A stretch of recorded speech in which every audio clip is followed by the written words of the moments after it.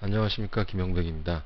이렇게 엑셀 동영상 강좌를 통해서 여러분들을 뵙게 돼서 진심으로 반갑습니다. 오늘부터 약 4시간에 걸쳐서 이 엑셀 동영상 강좌를 통해 초급부터 고급까지 꼭 필요한 기능과 중요한 기능들, 그리고 실무에서 주로 사용되는 기능들을 위주로 실용적인 강좌를 진행해 보도록 하겠습니다.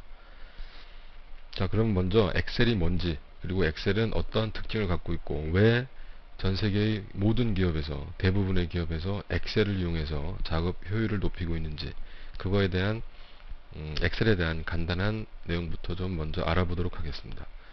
먼저 엑셀은요, 화면에서 보시듯이 엑셀의 특징은 3차원 구조로 되어 있다는 겁니다. 3차원 구조. 뭐 여기에 나오는 워크시트라든가 이런 얘기들은 제가 조금 있다가 엑셀의 어떤 그 화면을 갖다가 화면 구성에 대해서 제가 설명을 드리면서 다시 설명을 드리겠습니다. 그러니까 3차원이라는 얘기는 엑셀은 어떤 파일이 있고 또 다른 파일, 그리고 다른 시트, 그러니까 시트라고 하는 거는 작업 공간이라고 생각하시면 되거든요. 그러한 것들 간에 연관되어서, 그러니까 연결시켜서 작업을 할 수 있다는 겁니다. 그러니까 단순히 파일 하나만 오픈시켜 놓고 작업을 하는 것이 아니라 여러 개의 파일을 연결해서 계산을 하고 합계를 구해내고 하는 등의 작업을 할 수 있다는 겁니다. 그리고 윈도우의 특징인 위지윅이라는 그런 형태로 이 인터페이스가 제공이 됩니다. What you see is what you get. 그러니까 보는 대로 내가 얻을 수 있다는 거죠. 그러니까 쉬운 작업, 마우스를 통한 쉬운 작업을 할 수 있다. 그리고 우리가 잠시 후에 살펴보겠지만 수식 계산에는 엑셀을 따라올 수 있는 프로그램이 없습니다. 아직까지는. 그래서 편리한 수식 계산을 제공을 해주고요. 그 다음에 그 수식을 기반으로 한 다양한 분석을 위한 차트 기능을 지원을 한다. 다 우리 강좌에서 살펴볼 내용들입니다. 그 다음에 그것뿐만 아니라 개체 삽입이 가능하다. 그러니까 개체라고 하는 것은 오브젝트라고도 표시를 하는데 차트도 일종의 개체입니다. 그러니까 이 작업하는 엑셀 시트에 어떤 일반적인 문자나 수식뿐만 아니라 다른 그림이나 클립아트, 그리고 차트 같은 이런 이 오브젝트를 갖다가 끼워 넣을 수 있다는 얘기죠. 그리고 이번 강좌에는 포함이 안 되겠습니다만 제 홈페이지 강좌에도 나와 있고 이 CD롬에 들어있는 브록 강좌에도 이 독자적인 어플리케이션을 작성할 수 있는 비주얼 베이직이라든가 매크로를 갖다가 이용할 수 있다는 겁니다. 사실 고급 사용자들이나 아니면 개발자들 쪽에서는 이 비주얼 베이직 4 어플리케이션이라고 하는 BBA를 많이 쓰지만은 일반 실무에서는 이 비주얼 베이직 이런 그 프로그래밍 랭귀지를 모르더라도 엑셀을 이용해서 얼마든지 뛰어난 작업을 많이 할 수 있습니다.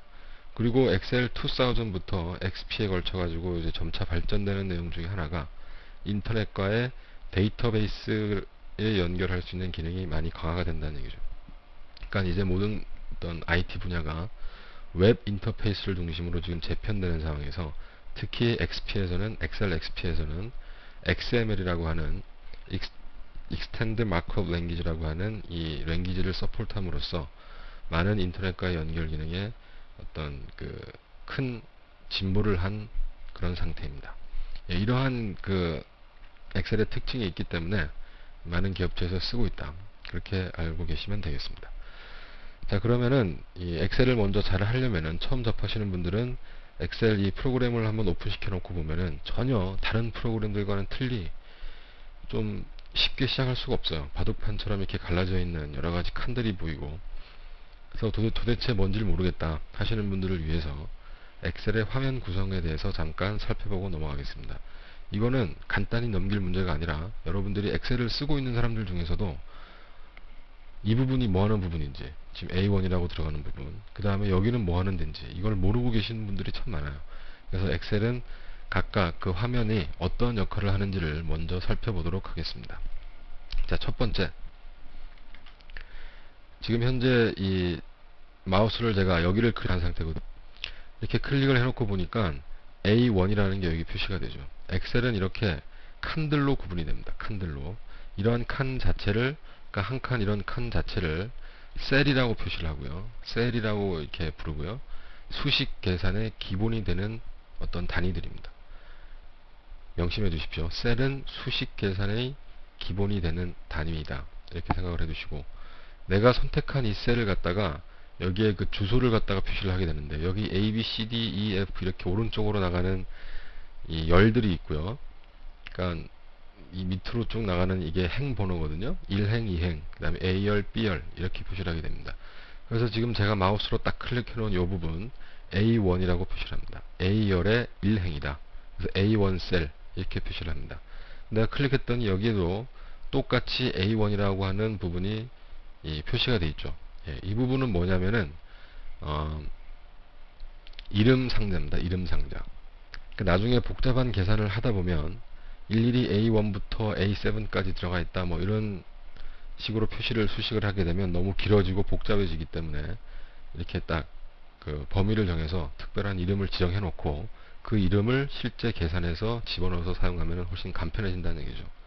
그래서 현재는 지금 아무런 이름도 지정이 되어 있지 않는 상태이기 때문에 셀 주소가 그대로 여기 A1이라고 표시가 됩니다.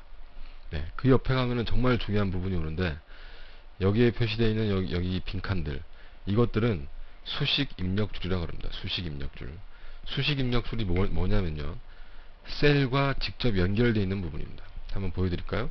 제가 A1 셀을 지금 선택해 놓고 1, 2, 3이라고 한번 타이프를 해보겠습니다. 1, 2, 3 그러면 여기 수식 입력줄에도 똑같은 이 내용이 입력이 되죠. 하지만 이거는 똑같은 내용만 입력이 된다는 것이 아니라 왜 이름이 수식 입력줄이냐면요. 지금 제가 여기 마우스를 가져갔더니 풍선 도움말로 스크린 TV 수식 입력줄이라고 떴죠. 네. 만약에 제가 아직까지는 모르셔도 되지만 계산을 갖다가 한번 해보겠다. 1 더하기 2라고 했다. 그러면 실제 셀에는 3이라고 표시가 되지만 여기 그쵸? A1 셀 이거에 대한 수식이 여기 그대로 표시가 된다는 얘기죠. 그럼 내가 이걸 갖다가 수식 입력줄에서도 1 더하기 3으로 바꿨다. 그러면 여기도 바로 셀에도 직접 연결이 되더라. 그러니까 여러분이 항상 엑셀 작업을 하시면서는 여기 셀과 이 셀을 클릭했을 때 나타나는 여기 수식 입력줄 이거를 주의 깊게 살펴보셔야 합니다. 아시겠죠? 나중에 우리가 실제 수식 계산을 하면서 이거의 중요성에 대해서 수식 입력줄의 중요성에 대해서 다시 설명을 드리겠습니다. 네, 그리고 계속해서요. 밑에 보면은 여기 아래쪽으로 와보시면은 시트 1, 2, 3 이렇게 시트가 있죠. 그러니까 셀들이 모여져 있는 이 작업할 수 있는 공간 하나를 시트라고 합니다. 시트. 그러니까 종이라는 얘기죠. 이 하나의 종이가 있고 그러면 이 우리가 지금 오픈했던 여기 book1이라는 파일인데 아직 저장이 되지 않았기 때문에 book1이라는 파일로 되어 있습니다. 그래서 엑셀을 갖다가 한번 이렇게 작은 단위부터 크게 한번 올라와 보면은 셀이 있고요. 하나의 셀, A1 셀, A2 셀 하는 셀이 있고 이 셀들이 한 장의 종이에 쫙 펼쳐져 있는 시트가 있습니다. 시트. 그 시트가 또 시트 1, 시트 2 이렇게 구분될 수 있죠. 그러니까 셀들이 모여서 시트가 되고 시트가 쫙 모여서 하나의 파일이 되는데 이 파일을 워크북이라고 합니다. 워크북. 그래서 셀, 워크시트, 그 다음에 워크북. 이게 이제 엑셀의 어떤 기본적인 단위가 되는 겁니다. 그럼 하나의 워크북 안에, 다시 말해서 하나의 파일 안에 세 가지의 시트만 가질 수 있느냐? 그렇지는 않습니다. 시트는 무한정 확장이 가능하고 그 시트 간에 연결시켜 가지고 작업을 할 수 있기 때문에 아까 살펴봤듯이 3차원 워크시트 그 다음에 그뿐만 아니라 이런 book1이라는 파일이 있고 book2라는 파일이 있으면은 그 book1과 book2를 또 연결해서 작업을 할 수 있습니다. 그러니까 워크북 간에도 3차원 계산이 가능하다는 얘기죠. 그래서 그 무한 확장이 가능한 그러한 프로그램이 되겠습니다. 그래서 현재 내가 시트 1을 선택했기 때문에 여기가 하얗게 표시가 되어 있고 만약에 시트 2로 갖다가 옮겨가고 싶다 그러면 여기를 클릭하면 현재 시트 2가 하얗게 변하면서 내가 시트 2를 선택했다는 걸 알 수가 있습니다. 그 다음에 이제 시트가 많아졌을 때 지금 이거는 시트 1, 2, 3는 화면에 보이기 때문에 마우스를 클릭해서 할 수 있지만 여기에 있는 이 시트 탭 스크롤바를 이용해서 시트 간에 이동을 하고 다른 보이지 않는 시트를 여기 시트 탭에 표시를 할 수가 있는 것이 되겠습니다. 자, 그 다음에 이것은 이제 그 스크롤바고요. 아래 위로 윈도우랑 똑같습니다. 여기는 좌우 스크롤바가 여기 있고요. 밑에. 그 다음에 다른 프로그램에서 보기 힘든 게 여기 이 스크롤바 이 화살표 바로 위쪽에 있는 이 부분하고 여기 아래쪽에 이 부분하고 이거는 모르는 분들이 많이 계신데 창 틀을 갖다가 고정할 때 사용되는 겁니다. 창 틀을 고정. 예를 들어서 여기에 뭐 어떤 이름 해가지고 여러가지 데이터가 쭉 내려가잖아요. 밑으로 쭉 내려가면은 나중에 이게 이름이라는 게 보이지 않게 됩니다. 그러면 이 열이 무슨 열인지가 헷갈리기 때문에 이 창틀 고정을 딱 해놓고 아래로 계속 내리더라도 이 부분에 이름이라고 하는 이 일행은 행이 고정이 되어 있기 때문에 항상 여기에 타이틀이 보인다는 얘기죠. 그중에서도 데이터의 정렬이라든가 또는 데이터를 쉽게 알아볼 수 있는 그러한 장점이 있겠습니다. 자, 뭐 위에 나오는 파일이라든가 편집 이런 것들은 다 메뉴들이고요. 다른 윈도우 프로그램하고 동일하기 때문에 제가 설명을 안 드리겠습니다. 그다음 밑에 있는 여기 도구 모음도 마찬가지인데 엑셀 2000부터 들어서 이러한 이 여기 나오는 이 두 개의 화살표가 생기는 부분이 있죠. 이렇게 생기는 것들은 자주 사용하지 않는 메뉴를 지금 도구 모음을 숨겨놨다는 얘기입니다. 저기를 클릭하면은 다른 메뉴들도 이렇게 표시가 된다는 얘기죠. 메뉴에서도 마찬가지입니다. 처음에 클릭을 하면은 여기 밑에 메뉴 확장이 있죠. 그럼 조금 기다리거나 그 부분을 클릭하면은 전체 메뉴가 이렇게 확장이 된다는 얘기입니다. 물론 나는 저 기능이 싫다. 그러면 여러분들이 사용자 정의란에 가셔가지고 충분히 프로그램을 여러분 구매에 맞게끔 다시 재조정할 수 있습니다. MOUS 같은 이 엑셀 자격증 시험에서는 그러한 것들도 많이 다뤄집니다. 그러니까 엑셀을 자기 입맛에 맞게끔 어떻게 변화를 시킬 수 있느냐 그런 것들도 많이 문제가 출제가 되니까 시험 보시는 분들은 많이 연습을 해두시고요. 참고로 그거는 도구 메뉴에서 사용자 지정, 그죠? 커스터마이제이션이라는 부분을 클릭하면은 이렇게 옵션을 갖다가 조정을 할 수 있다는 거. 예. 이거는 그냥 나중에도 알아보겠지만은 참고적으로 말씀을 드렸습니다. 자, 그러면 실제로 저런 셀들에 어떻게 데이터를 입력하느냐 그 부분에 대해서 알아보도록 하겠습니다. 우리가 엑셀에 이 데이터를 실제로 입력하기 전에 어떠한 데이터를 엑셀에 입력할 수 있나 그 데이터의 종류를 먼저 살펴보는 게 중요합니다. 그래서 여기 지금 화면에 나오듯이 엑셀에는 문자 자료를 입력할 수 있고요. 수치 자료를 입력할 수 있습니다. 그 다음에 실제로 수식, 플러스, 마이너스 등과 같은 이 연산 기호를 써가지고 실제 계산을 하게 되는 수식 자료가 있고요. 그 다음에 많은 분들이 좀 하기 힘들어 하시는 날짜와 시간 자료가 있습니다. 날짜, 시간 자료. 그 다음에 논리 자료라고 해가지고 주로 함수를 사용할 때 참이냐 거짓이냐, 그러니까 참이면 어떤 것을 표시를 하고 거짓일 때는 또 다른 것을 표시해라, 이런 식으로 논리 자료가 있고요. 그 다음에 메모 자료도 있습니다. 메모 자료. 그러니까 셀에 실제로 화면에 표시되지는 않지만 어떤 이 셀에는 메모가 있다 라는 표시를 해줌으로써 사용자가 마우스로 그 셀을 가져가면은 이 입력된 메모가 다른 창에 보이게 됩니다. 그러니까 사용자들이 편리하게 그 내용을, 그러니까 셀에 집어넣어서는 안 되는 공식적인 자료 외에 이 어떤 메모를 하는 거죠. 그죠? 다른 사람이 오픈했을 때 도움이 될 만한 내용이나 자기가 나중에 참고할 수 있는 그런 자료를 갖다가 입력을 해줄 수가 있습니다. 일단 문자 자료는 여기 설명에서 나오듯이 수치 연산에서 제외가 되고요. 수치 자료는 일반적으로 1, 2, 3 같은 숫자를 여기다 입력을 하는 겁니다.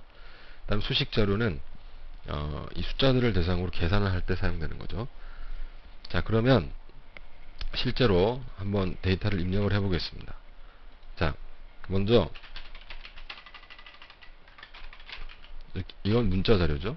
그 다음에 1, 2, 3 이렇게 치면 이거는 수치 자료가 되는 거죠. 자, 이 두 가지의 차이가 딱 보입니까? 기본적으로 문자 자료는 이 좌측으로 왼쪽 정렬이 되고요.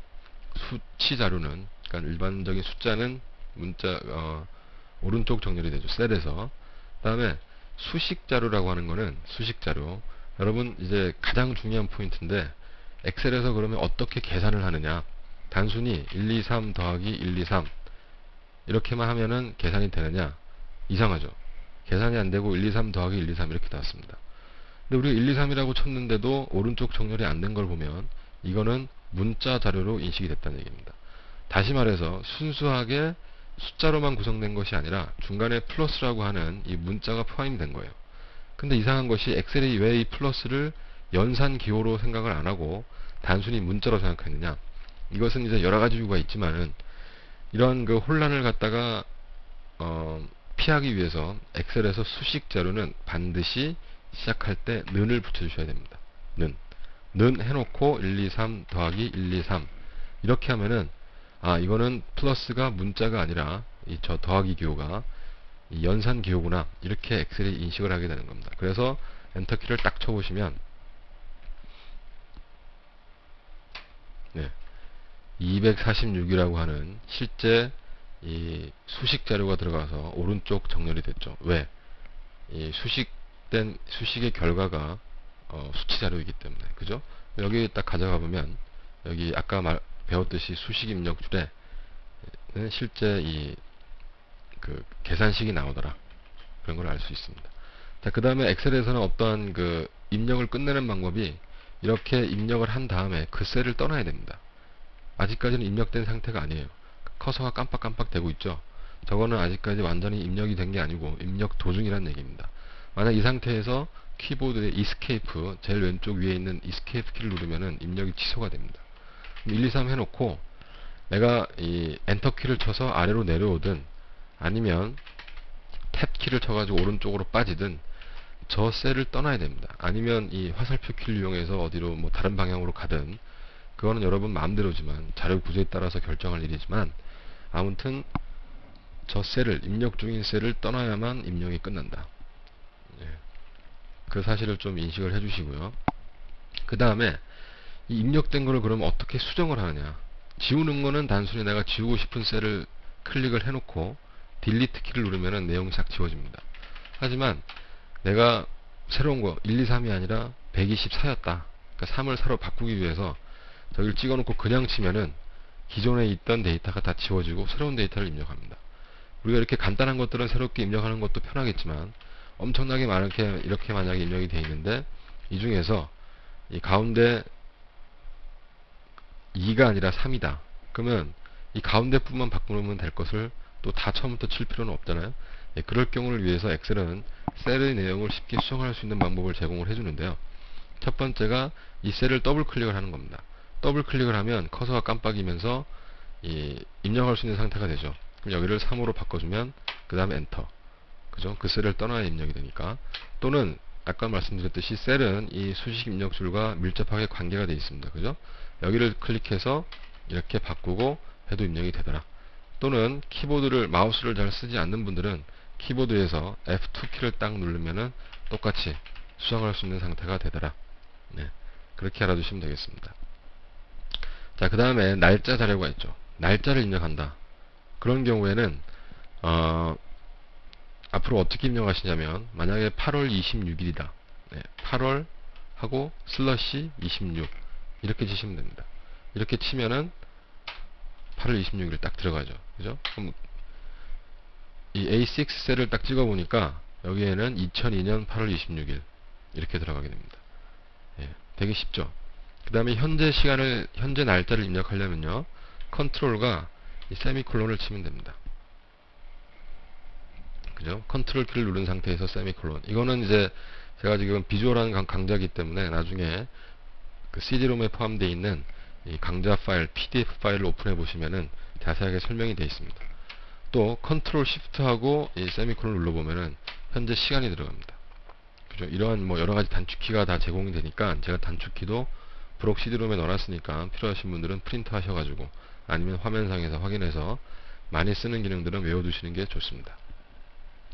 아무튼 날짜는 이렇게 슬래시를 해서 입력을 한다는 거 반드시 기억을 해 두십시오. 뭐 다른 방법도 가능하지만 저게 가장 표준으로 잡혀 있는 거기 때문에 여러분들은 그렇게 하시면 되겠습니다. 이 마지막 자료 형태가 이 메모 자료였죠. 논리 자료는 여기서 그냥 표시를 할 수가 없기 때문에 나중에 함수를 배우면서 같이 해보도록 하겠습니다. 자, 그러면 이 메모 자료 같은 경우에는 현재 이렇게 셀에 A2 셀에 123이라는 수치 자료가 입력이 되어 있는데, 여기를 마우스 클릭을 오른쪽 버튼을 딱 클릭을 하게 되면 여러가지 단축 메뉴가 나타납니다. 자, 여기서 아주 중요한 이제 그 단축 메뉴에 대한 개념이 나오는데요. 이 윈도우의 모든 프로그램에서는 마우스 오른쪽 버튼을 클릭을 이용해서 단축 메뉴를 이용하는 습관을 들이셔야 됩니다. 그게 이 고급 사용자라고 하는 가장 지름길입니다. 단축 메뉴라고 하는 것은 마우스 포인터를 갖다 놓고 내가 마우스 오른쪽 버튼을 클릭하면 생기는 이러한 메뉴들을 말하는 거거든요. 그러면 이게 왜 중요하느냐? 마우스 포인터가 위치한 곳에서 할 수 있는 메뉴들만을 간추려서, 그러니까 단축해서 표시를 해준다는 얘기입니다. 그러면 마우스 포인터가 여기 있으면은 그럼 다른 메뉴가 나타나느냐? 그렇습니다. 현재 도구 모음에서 마우스 오른쪽 버튼을 클릭하면 이런 도구 모음을 갖다가 지금 체크되어 있는 것들이 보이는 메뉴죠. 그죠? 내가 체크되어 있는 걸 해제하거나 아니면 그리기 도구 모음을 내가 표시하거나, 이렇게 도구 모음에서 마우스 오른쪽을 이용한 단축 메뉴는 이런 것들을 표현해주고, 여기 B라고 하는 열 번호, 여기서 하니까 아까랑 좀 틀리죠. 열 너비 이런 것들이 나오죠. 그 다음에 일반 셀에서 하니까 좀 틀리죠. 메모 삽입, 뭐 셀 서식 이런 것들이 있죠. 그러니까 셀에서 할 수 있는 작업을 보여준다는 얘기예요. 그래서 여러분들이 새로운 프로그램을 접했을 때 이 단축 메뉴, 그 다음에 시간 날 때 이러한 메뉴들을 살펴봄으로써 그 프로그램에 좀 더 쉽게 다가설 수가 있습니다.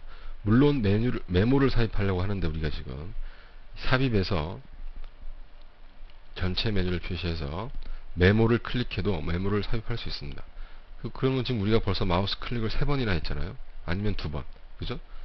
시간도 많이 걸리고. 하지만 여기서 내가 이 셀에다가 메모를 삽입하겠다 라는 의도를 갖고 있기 때문에 마우스 오른쪽을 클릭해서 메모 삽입 바로 나오죠. 이런 단축 메뉴를 잘 활용을 하시기 바랍니다. 그래서 앞으로 엑셀을 하실 때 뭔가 좀 답답하거나 막혔다, 도대체 여기서 뭘 해야 될까 이랬을 경우에는 도움말이나 책을 찾기 이전에 그 부분에다 대고 마우스 오른쪽 버튼을 한번 클릭해보는 그런 습관을 들여보시기 바랍니다. 그러면 대부분의 경우 90% 이상이 바로 해결될 수 있습니다. 그 단축 메뉴에서. 자, 그러면 1, 2, 3을 A2 셀을 클릭해 놓고 메모 삽입 딱 클릭하면, 자, 여기 현재 사용하고 있는 사용자의 이름이 나오죠. 김형백이라고 나오고, 이 수치, 네, 자꾸 지금 영어, 이 수치는 대략적인 수치, 이렇게 메뉴를 해놓고, 역시 메모를 지금 삽입하면서 이 메모를 떠날 수 있는 방법은 다른 셀을 클릭하거나 하여튼 저 메뉴를 떠나야 되는 겁니다. 자, 그러면 다른 셀은 그렇지 않은데 우리가 금방 메모를 삽입했던 A2 셀에는 오른쪽 부분 위에 그 셀의 오른쪽 위에 빨간색 점이 찍혀 있죠. 삼각형이. 이거는 메모가 지금 돼 있다는 얘기입니다. 그래서 딱 가져가 보면 금방 입력했던 이 수치는 대략적인 수치, 이러한 메뉴가 표시가 된다는 얘기입니다. 예. 이게 지금 지금까지 우리가 알아봤던 엑셀에서 데이터를 입력하는 방법이고요. 여러가지 많은 트릭들이 있습니다. 예를 들어서 내가 이 부분에 똑같은 지금 선택한 부분에 동일한 데이터를 입력하고 싶다. 그럼 1이라고 친 다음에 컨트롤하고 딱 엔터를 치면은 동시에 1이 입력된다든지, 아니면 부분 이렇게 선택해서 이 부분만 선택된 부분에만 입력한다든지, 이런 여러가지 방법들이 있습니다. 이런 것들은 엑셀 작업을 더 편리하게 해주는 하나의 팁이기 때문에 제가 동영상 강좌에서는 그렇게 많이 다루지는 않겠습니다. 엑셀 그 브로그로 포함된 강좌에서 좀 보시고요. 이렇게 엑셀 작업에서 어떤 셀을 클릭해서 데이터를 입력하는 건 알았는데, 그러면 이제 더 중요한 작업은 내가 이 범위를 선택하는 겁니다. 범위 선택. 윈도우 작업에서는 이 범위 선택이 상당히 중요합니다. 내가 어떤 추가적인 명령을 내리기 이전에 그 명령이 포함되는, 적용돼야 할 범위를 미리 적용을 하는 거예요. 예를 들어서 C3, D3, E3 이 세 개의 셀만 내가 지우고 싶다. 그러면 이렇게 범위를 먼저 마우스로 쭉 잡아놓고 딜리트 버튼을 누르면 싹 지워지죠. 그죠? 그러니까 범위 선택이 그렇게 중요하다. 그래서 엑셀에서는 이 C라고 하는 이 열 번호를 클릭을 딱 하면 C열 전체가 선택이 되고요. 마찬가지로 3행을 딱 클릭하면 3행 전체가 선택이 됩니다. 이 상태에서 내가 어떤 명령을 내리면 3행에만 걸쳐서 다 전체적인 명령이 적용이 된다는 얘기입니다. 그리고 전체 시트를 선택하고 싶을 때는요, 여기 A라는 열번호와 1이라는 행번호 여기 바로 중간에 있는 이 부분을 클릭하시면 전체 셀이 선택이 됩니다. 그래서 제가 만약에 싹 지워버리면은 전체 셀이 다 지워지겠죠. 내용만 지워지는 겁니다. 메모는 남아있고. 그럼 내가 이 메모도 지우고 싶다. 어떻게 해야 될까? 정말 생각이 안 난다. 제가 어떻게 하라고 그랬죠? 무조건 뭐가 안 될 때는 마우스 오른쪽 버튼을 눌러봐라. 대부분이 해결된다. 마우스 오른쪽 클릭해서 메모, 편집도 할 수 있고 삭제도 할 수 있다는 얘기입니다. 물론 이 위에 메뉴에서도 가능한 일입니다. 하지만 번거로우니까 이렇게 단축 메뉴를 이용을 해보자는 얘기죠. 자, 우리가 정말로 중요한 일을 했는데요. 가장 핵심적인 얘기는 엑셀의 그 수식은 이 는 equal 사인으로 먼저 시작을 한다. 그 다음에 마우스 오른쪽 버튼을 클릭하는 이 단축 메뉴를 이용하면 대부분의 작업이 해결될 수 있다. 예, 반드시 명심해 두시기 바랍니다. 자, 그럼 계속해서 그러면 이제 실제적인 데이터를 한번 입력을 해보자 이겁니다. 우리가 이 엑셀 강좌를 통해서 어떤 예제로 사용하게 될 그러한 데이터를 한번 입력을 해보겠습니다. 실제로 간단하게 제가 흔히 이렇게 모든 강의에서 예로 드는 게 성적표입니다. 성적표. 이것은 좌우의 어떤 대칭이 딱 적합해 가지고 어떤 예를 들기에 상당히 적합한 구조로 되어 있습니다. 그래서 성적표 일단 A1 셀을 선택해서 전체적인 타이틀을 갖다가 입력을 하고요. 어떤 게 나을까요? 예를 들어서 을 이렇게 이름을 먼저 하고 이쪽으로는 국어, 영어 이렇게 오른쪽으로 갈 때는 탭키를 이용하면 되겠죠. 그죠? 그 다음에 평균 점수 이렇게 구했다. 그러니까 여러분들이 이 엑셀을 많이 사용하다 보면은 내가 이름을 이렇게 행으로 쓸까 아니면 이름을 열로 쓸까 라든가 이런 데이터의 구조를 갖다가 잘 아셔야 됩니다.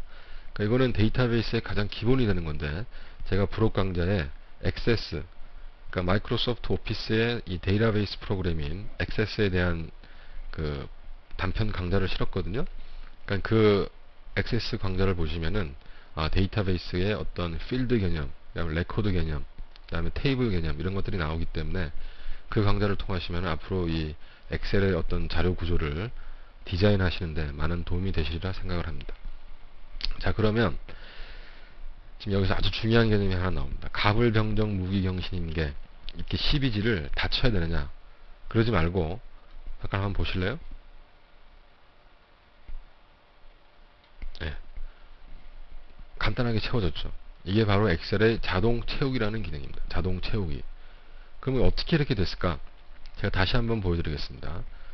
이 자동 채우기라고 하는 거는 미리 정의되어 있는 어떤 값을 갑이라는 사람을 갖다가 입력을 해놓고 여기 일반적인 엑셀의 마우스 포인트는 현재 보고 있는 이 큰 십자가 모양입니다. 그죠? 그런데 이 오른쪽 아래에 어떤 셀을 선택했을 때 이렇게 네모난 어떤 점이 나타나는 것을 볼 수가 있을 겁니다. 그 점 위로 마우스를 딱 가져가면 십자가가 얇아지면서 얇은 십자가로 바뀌었죠. 예, 저 상태가 채우기 어떤 그 포인터 상태입니다. 자동 채우기 핸들링 포인트라고 그러는데 이 상태에서 마우스를 딱 클릭을 해놓고 아래로 쭉 한번 긁어보세요. 그러면 자동으로 채워질 아직까지 마우스를 떼는 건 아닙니다. 자동으로 채워질 그 값이 풍선 넣은 말로 바로 오른쪽에 나타나죠. 그래서 적당한 선에서 딱 떼주면은 이렇게 자동으로 채워지는 겁니다. 어떻게 이렇게 자동으로 채워졌을까? 이거는 엑셀이 갑을병정 무기경신윤기라는 12지를 알고 있다는 게 아니라 여러분들이 미리 이 엑셀에 알려줬다는 얘기입니다. 그러니까 여러분들이 알려준 건 아니고 엑셀이 이제 출시가 되면서 그 제품에 많이 사용되는 저렇게 자동으로 채워야 할 항목들을 갖다가 미리 저렇게 정의를 해놨다는 얘기입니다. 그러면 내가 저렇게 자동 채우기를 할 수 있는 그러한 어떤 항목을 정의를 할 수가 없느냐? 있습니다. 이것도 시험에 많이 나오는 겁니다. 왜? 자기의 구미에 맞게끔 정의를 하는 거기 때문에. 자, 그러면 자동 채우기를 내 입맛에 맞게끔 하는 방법, 정의하는 방법. 자, 도구에서 옵션이라는 항목을 클릭을 하십시오. 그 다음에 사용자 지정 목록에 가면 여기 보니까 갑을병정 무기경신임기 이게 쭉 채워져 있죠. 그러면 나도 내 나름대로의 뭔가를 채우고 싶다. 그럼 새 목록을 여기 클릭을 해놓고 목록 항목에서 예를 들어서 김영백, 김계동. 그래서 하나하나의 항목은 반드시 엔터키로 구분이 돼야 됩니다. 김계동, 김갑순, 홍길동 이런 식으로 엑셀 2000, 200, 2000 이렇게 해놓고 여기서 추가를 누르는 겁니다. 추가. 그럼 여기에 추가가 됐죠. 자, 그러면 확인을 누르고 다시 다 지운 다음에 김형백을 갖다 입력을 해보겠습니다. 우리가 김형백 김계동 이런 식으로 쭉 항목을 지정했죠. 이 상태에서 아래로 끌어보면 자, 이렇게 자동으로 채워진다는 얘기입니다. 예. 상당히 간단하죠. 예. 다시 이렇게 채워놓고요. 국어 점수를 뭐 이 사람이 20, 30, 40. 자, 이것도 뭐 우리가 계속 이렇게 칠 수는 있겠지만은 좀 이렇게 샘플로 예제로 만드는 거기 때문에 이렇게 해놓고 아래를 한번 제가 쭉 끌어볼게요. 했더니 자동으로 이렇게 채워지는 겁니다. 근데 이제 100점이 넘을 수는 없기 때문에 여기서는 다시 점수가 줄어드는 걸로 10점씩 해놓고 다시 범위를 선택해서 아래로 끌어보겠습니다. 예. 이거는 지금 우리가 아까는 문자를 채운 거지만 금방은 제가 숫자를 채웠죠. 숫자를 채우는데 어떻게 저렇게 규칙을 가지고 채워졌을까? 예, 이러한 의문점을 가지시는 분들이 많을 겁니다. 제가 이 숫자 채우기에 대해서도 자동 채워지는 그 항목에 대해서도 좀 설명을 드리겠습니다. 자, 어떻게 하는 거냐? 만약에 1이라는 숫자를 써놓고 채우기를 하면 어떻게 될까요? 이거는 그냥 1이 복사가 되는 겁니다. 원래 자동 채우기의 목적은 복사예요. 그런데 1이라는 이 숫자를 입력을 해놓고 채우기 핸들링 포인트를 이렇게 만든 상태에서 이 키보드의 왼쪽 아래에 있는 컨트롤 키를 한번 눌러보세요. 그러면 플러스 표시가 생기죠. 떼면 없어지고 플러스 표시가 생긴 상태에서 아래로 쭉 끌어보면 자동으로 1만큼 이렇게 이 숫자가 커져서 계속 증가를 하게 되죠. 그러지 말고 나는 2만큼씩 이렇게 커지는 숫자를 만들고 싶다. 그러면 여러분이 3, 그러니까 1과 3, 이만큼의 차이가 있죠. 그래 놓고 1, 3을 다 범위를 잡고 컨트롤 키 누르는 거 아닙니다. 그냥 해놓고 쫙 하게 되면 1, 3의 차가 2니까 계속 2씩 증가된 이러한 숫자를 채워주는 겁니다. 자동 채우기 기본적인 겁니다. 자, 그렇게 해서 이렇게 채웠다. 자, 평균은 잘못 입력이 된 거죠. 그럼 전체 범위를 잡아서 없애주고.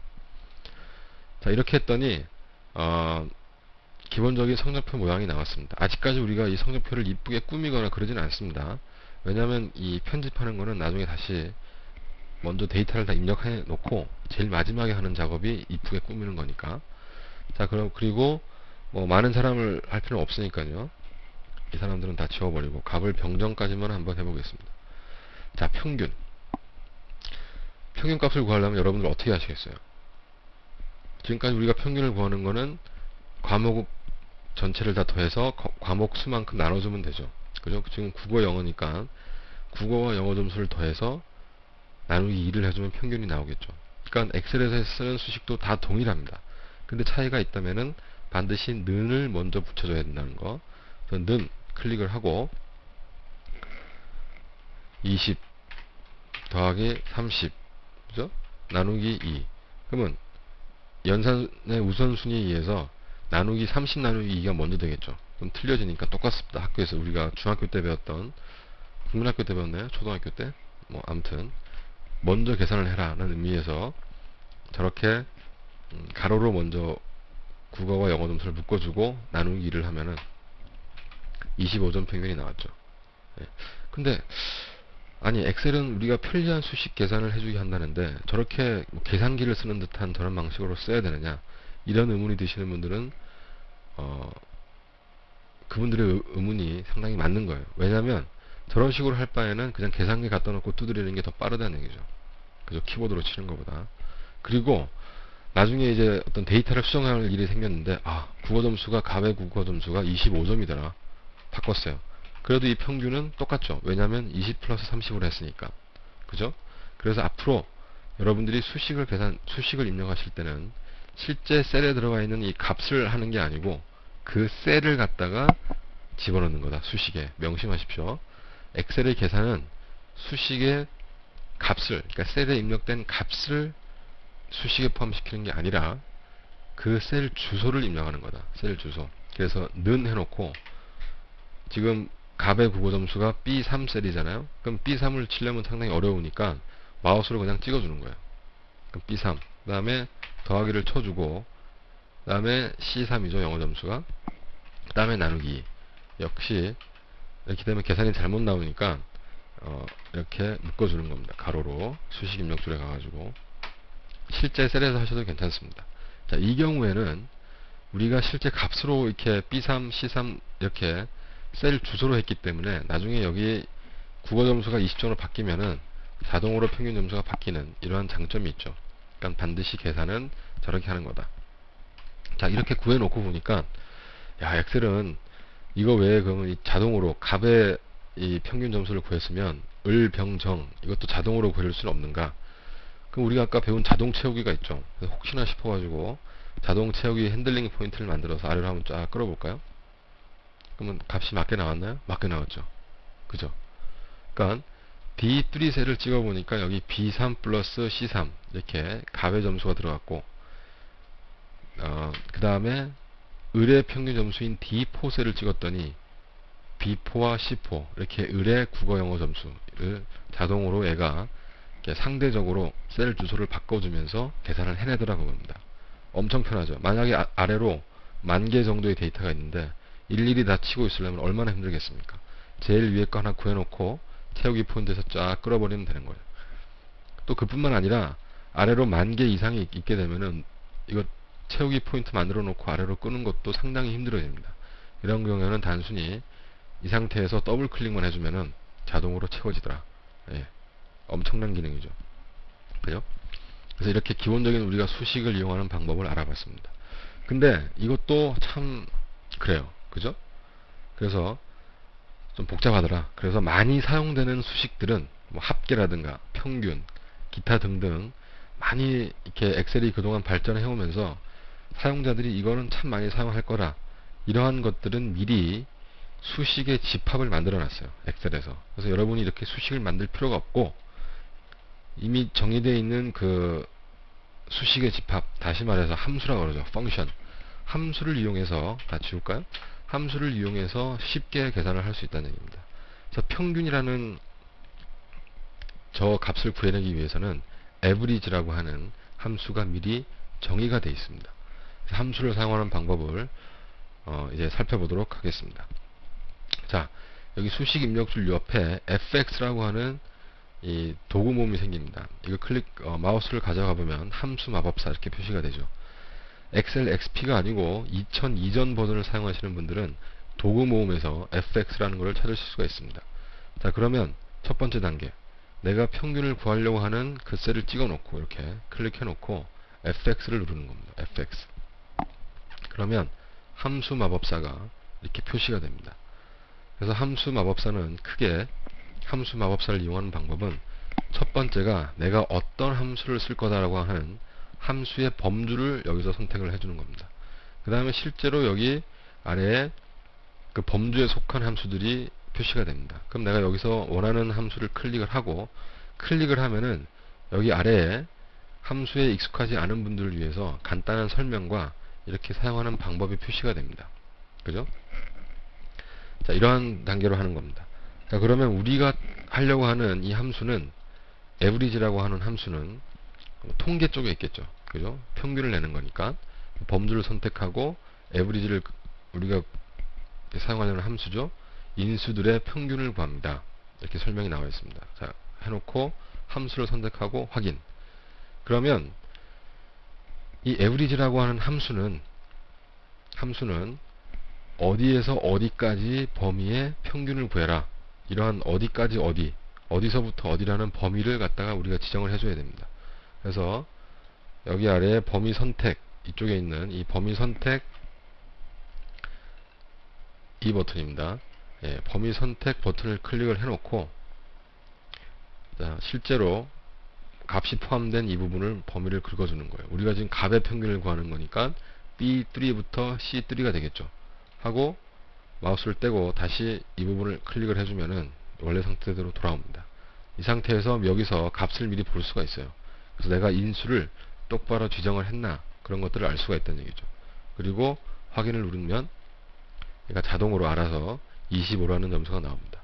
자, 그리고 아래로 쭉 채워 끌기를 하거나 아니면 이 상태에서 더블 클릭을 해주면은 똑같이 이렇게 상대적으로 주소가 바뀌면서 정확한 값을 찾아주더라. 예. 네, 함수를 이용하는 방법도 이렇게 쉽게 할 수가 있습니다. 조금 이제 여러분이 강좌를 다 보시거나 하시면은 함수에 대한 개념이 더 많이 잡히고 자기가 실무에서 많이 사용하게 될 것 같은 함수들은 저렇게 함수 마법사를 이용하지 않고 실제로 여러분들이 이런 식으로 왜냐면 왜 는으로 시작하냐면 함수도 수식이기 때문에 그렇습니다. 에브리지 해놓고 여기서 이 부분 범위를 쭉 끌어주면 되겠죠. B3부터 C3까지 해놓고 가로 닫아주고 엔터를 치면 똑같은 걸로 나오겠죠. 이렇게 실제로 여러분들이 함수를 손으로 입력할 수 있는 그 정도까지 수준으로 해 놓으셔야 됩니다. 그럼 함수라고 하는 거는 여기서 이제 화면에서 보는 것처럼 는으로 시작한다. 왜냐면 수식이기 때문에. 그 다음에 실제 함수 이름이 이렇게 나옵니다. 지금 sum이라고 하는 함수는 제가 여기서 보여드리고 있는 이 함수는 합계를 내는 겁니다. average는 평균을 내는 거고, 그 함수 이름도 실제 영어 단어와 크게 틀리지가 않기 때문에 의미가 쉽게 좀 이렇게 필요한 함수를 찾으실 수가 있을 거예요. 그리고 부록에 포함된 엑셀의 함수 목록에서 제가 중요한 것들은 별도로 이렇게 표시를 해놨기 때문에 쉽게 이해하실 수가 있을 겁니다.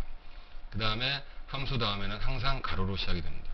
그 안에 만약에 가로가 중첩이 되거나 하면은 그 가로의 개수는 항상 정확하게 동일해야 됩니다.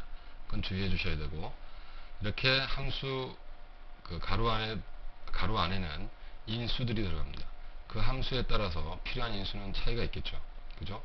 합계를 내고 뭐 평균을 내고 이런 것들은 범위만 정해주면 될 거고, 뭐 하여튼 다른 여러 가지 함수들의 어떤 종류에 따라서 서로 다른 인수가 필요하다는 것도 알아두시면 되겠습니다. 죄송합니다. 네. 자, 그러면 이렇게 우리가 성적표를 가지고 실제로 데이터를 입력하고 그 다음에 이렇게 수식을 구해낸 이러한 작업을 해왔습니다. 자, 이 경우에 이제 우리가 이 파일을 저장을 해야 됩니다. 저장하지 않으면 이 컴퓨터를 꺼거나 아니면은 엑셀 프로그램을 종료했을 때 모든 데이터는 날아가게 됩니다. 이상하다. 여기 지금 표시가 되어 있는데 어떻게 날아갈까?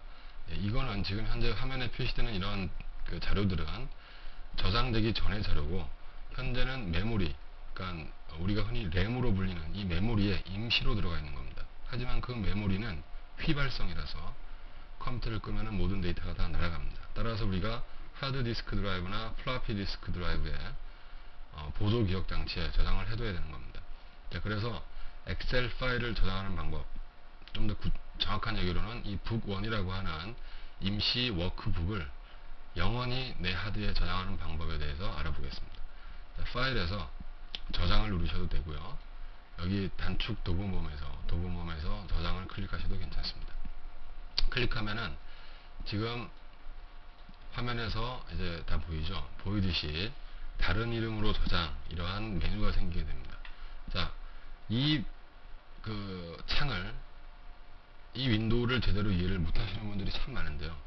자, 다른 이름으로 저장 또는 저장되어 있는 문서를 열기 할 때도 마찬가지입니다. 이때는 어떤 방법으로 하느냐, 크게 두 가지 단계를 거치는데요. 첫 번째, 여기 저장 위치라고 불리는 여기에서 내가 저장할 위치를 먼저 지정을 해줘야 됩니다. 그러니까 다시 말해서 폴더라고 하는, 예전에는 디렉토리라고 많이 표시를 했던 C 드라이브라고 하는 하드, 아니면 D 드라이브라고 하는 하드, 이 피지컬한 하드디스크 드라이브에 하드디스크 드라이브를 구분을 하지 않고 모든 파일들을 다 한 곳에다 몰아넣어도 괜찮지만 그럼 나중에 정리가 힘들겠죠. 그래서 그 하드디스크 드라이브를 여러 개로 나누어 놓습니다. 방들을. 그것들을 폴더라고 그러는데 그 폴더를 여기서 먼저 정해주고요. 그 다음에 여기서 파일 이름과, 그렇죠? 그 다음에 밑에 파일 형식, 기본적으로는 지금 엑셀에서 하는 거기 때문에 엑셀 통합 문서인 .xls 이렇게 표시가 되는 겁니다. 자, 이렇게 크게 두 단계로 나눠지는데, 여기를 클릭해 보면 자기의 어떤 시스템에 따라서 틀리게 여기에 표시가 되겠죠. 자, 여기에서 내가 뭐 C에 저장을 하겠다, 아니면 D에 저장을 하겠다, 아니면 기본값으로 되어 있는 내 문서에다 저장을 하겠다. 자, 여기서는 내 문서에다가 저장을 해 보겠습니다. 자, 그리고 파일 이름은 예제 1 이렇게 정해놓고 저장 버튼을 누르면 실제 하드디스크 드라이브에 저장이 되는 겁니다. 그 다음에 아까 여기 북1이라고 임시 워크북 네임이 나와 있었지만 이제는 예제 1.xls라고 하는 실제 파일 네임이 여기에 딱 표시가 되게 되죠. 자, 그러면 윈도우즈 탐색기를 통해서 한번 보겠습니다. 내 문서에 예제 1.xls 이런 파일의 크기가 20KB고 종류가 엑셀 워크시트고 워크북이고 수정한 날짜는 8월 24일 언제다, 이렇게 표시가 되는 겁니다. 물론 여기 보기 메뉴에서 지금 이거는 윈도우즈 탐색기 보기 메뉴입니다. 큰 아이콘으로 표시를 하게 되면 이렇게 엑셀 문서다 뭐 이런 식으로 표시가 될 거고, 제가 자주 사용하는 건 자세히입니다. 자세히로 해놓으면은 여기 이름이라든가 크기, 종류 이러한 그 정렬을 마음대로 할 수가 있거든요. 그러니까 이거는 여러분들이 그 윈도우즈를 쉽게 빨리 정복하시려면은 가장 중요한 프로그램인 이 윈도우즈 탐색기를 갖다가 자주 많이 연습을 해보시는 게 좋습니다. 파일을 복사하거나 아니면 뭐 하여튼 모든 파일과 네트워크 환경, 하여튼 모든 윈도우즈에 관련된 거의 모든 것들을 관리하는 것이 윈도우즈 탐색기입니다. 자, 다시 엑셀로 돌아와서요. 이제 어느 정도 엑셀을 사용하는 감이 잡혔죠. 그죠? 그러니까 데이터를 입력하고 그 데이터를 가지고 수식을 만들어서 내가 이제 그 원하는 모양으로 이렇게 만들든지 아니면 값을 찾아낸다든지, 예, 그게 가장 기본적인 엑셀의 사용 방법입니다. 하지만 우리는 이거에 멈춰서는 안 되고, 실제로 엑셀은 여기 뭐 파일, 편집, 보기 이런 메뉴들은 사실 다른 프로그램에서도 많이 제공하는 것들이지만 다른 프로그램에서 볼 수 없는 메뉴들이 바로 여기 도구나 데이터에서 볼 수 있습니다. 뭐 정렬, 필터, 부분화, 처음 들어보는 어떤 용어들이 많죠. 이것들은 바로 이렇게 입력한 데이터를 단순히 여기에서 어떤 계산만을 할 게 아니라 우리가 분석을 해보자 이거예요. 데이터 분석. 그때 사용되는 겁니다. 이거는 중급 부분에 가서, 중급 이상에 가서 우리가 같이 배워보도록 하겠습니다. 자, 이제는 우리가 기본적으로 데이터를 입력하고 하는 것들을 알아봤기 때문에 이 워크시트가 이것도 하나의 워드 프로세스처럼 이쁘게 꾸밀 수가 있습니다. 그게 이제 편집하는 거거든요. 그래서 이 데이터를 편집하는 방법에 대해서 좀 알아보겠습니다. 엑셀 같은 경우에도 우리가 아래 한글이나 이런 것들 필요 없이 완벽한 워드 프로세싱 기능을 할 수가 있습니다. 엑셀도. 그래서 여러분들이 그 편집을 하는 가장 큰 단계는 첫 번째, 내가 편집을 적용할 부분을 먼저 범위를 잡는다. 그 다음에 서식에서 셀 서식에 가서 여러가지 뭐 글자를 굵게 한다든지 아니면 가운데 정렬한다든지 그러한 그 명령어를, 편집 명령을 내리는 겁니다. 자, 그래서 첫 번째 단계는 내가 적용할 부분에 범위를 정한다. 그 다음에 서식을 지정한다. 이거를 반드시 명심을 해두시기 바랍니다. 자, 일단 이 전체 데이터를 크기는 10으로 하겠다. 그래서 크기를 눌러서 폰트 크기를 10으로 조정해 놓고요. 글자체는 도둠으로 그냥 하겠다. 그 다음에 국어, 영어 평균, 그 다음에 가을 병정, 이거는 제목이 되는 부분이기 때문에 가운데 정렬을 하겠다. 가운데 맞춤이라고 나오죠. 클릭. 가운데 맞춤이 됐습니다. 그 다음에 국어, 영어 같은 경우에는 오른쪽 정렬을 하겠다. 그 다음에 평균값은 결과값이기 때문에 가운데 정렬을 하겠다. 이렇게 해놓고, 자, 그러면 어떻게 이 성적표라고 하는 거는 큰 제목이잖아요. 그럼 이 전체 성적표 이 정도 길이에서 가운데로 보내고 싶은데 이게 어떻게 될까? 그러니까 셀에서 가운데로 보내는 거는 이 가운데 맞춤으로 해결할 수가 있습니다. 그죠? 근데 이렇게 전체 범위에서 가운데로 보내려면 여기에 있는 선택한 영역의 가운데, 다시 말해서 병합하고 셀들을 병합한 다음에 가운데 맞춤해라. 다시 말해서 우리가 지금 4개의 셀을 선택했는데 이것들을 전체 셀 하나로 보고 병합해서 가운데 맞춤을 이렇게 해라. 그럼 가운데로 딱 맞춰졌죠. 그죠? 그 다음에 조금 더 이제 그 구분을 쉽게 하기 위해서 여러분들이 지금 여기에 보이는 이 셀들의 구분, 선들이 보이지만 실제로 프린트를 하게 되면 저 선들은 나오지가 않습니다. 그래서 우리가 조금 더 쉽게 데이터를 구분하도록 전체 범위를 잡아놓고 여기에 테두리 오른쪽 화살표를 누른 다음에 테두리 그리기에서 모든 테두리를 갖다 선택을 하면 이렇게 다 전체 테두리가 이렇게 표시가 되죠. 그죠? 자, 그 다음에 국어 영어는 평균은 굵게 하겠다. 굵게. 그죠? 갑을 병정은 파란색으로 하겠다. 그러면 이제 이게 글꼴색이겠죠. 여기가 클릭해서 파란색 하면은 갑을 병정은 파란색으로 됐습니다. 그 다음에 평균 점수는 강조하기 위해서 뒷 배경색을 노란색으로 한번 해보자. 채우기. 예.